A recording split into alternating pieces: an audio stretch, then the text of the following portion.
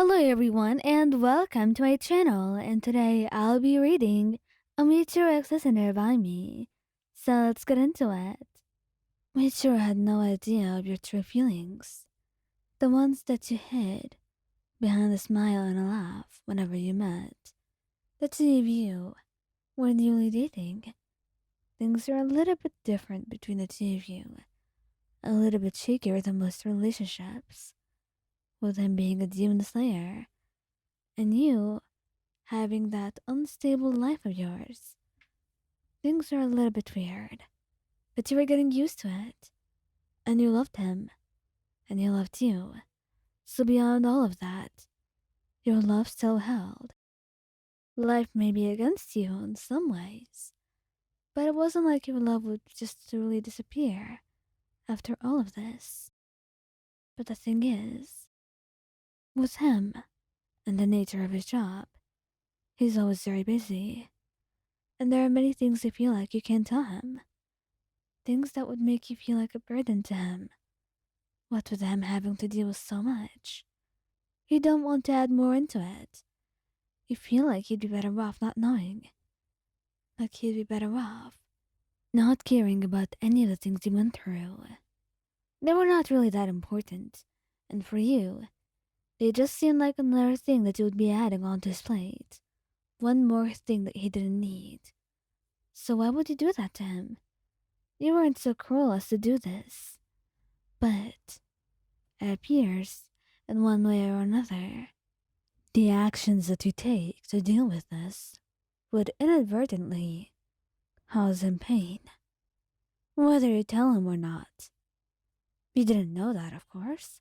You thought you were sparing him everything by not telling him the truth, by hiding all your pain behind pretty smiles and fake laughter that he believed.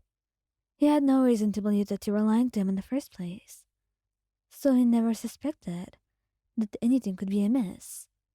He just thought that maybe you were in a mood, and at most, maybe you were tired or sleepy or exhausted. He never thought it was something serious, and you don't blame him for not doing so. After all, how could he have known when you refused to tell him anything at all? Everything hurt all the more when you just started to realize how much you couldn't put up with this fakery, this love that you are undeserving of.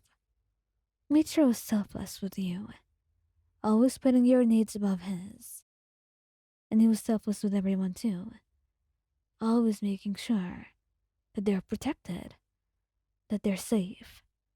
It was his job, after all, as a Hashira, and as much as you admired it, it scared you to death that you could lose someone like him. And slowly, you started realizing how your fear was irrational, how the way you only wanted him to be your own was selfish, and how your past that you've been hiding from him was selfish as well. He deserved to know the truth, just as he was telling you the truth about everything that he was. But you lied to him, over and over. You took advantage of his kindness and his trust, and you used it more times than you could ever count. And slowly, the thoughts and voices in your head got to you, and you found yourself doing something you never thought you would have. Standing over the roof and overlooking the buildings, the people walking down, unaware of anything happening. You really had wanted to try to be better, to be something more than what you are right now. But you felt like you were hopeless, a waste to society, and a waste of Michiro's efforts.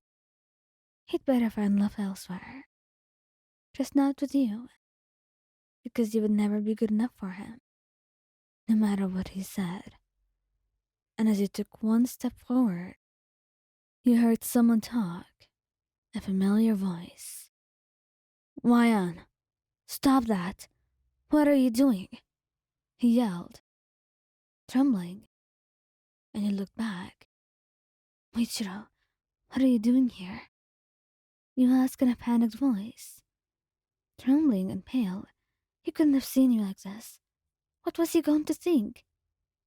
But all that was on his face was concern and fear as he reached out with a hand. Please, just take my hand and we can leave here. Please, Mayan. We can talk about this. We can talk about things.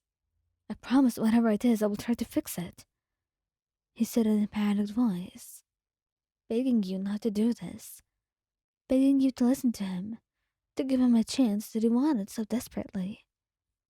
And looking at his face, the way that he wanted you so badly, you felt yourself start to cry. Muichiro, I I failed you. I failed everyone. You didn't fail anyone. And you definitely did not fail me. It's alright. I'm not angry. I'm not upset.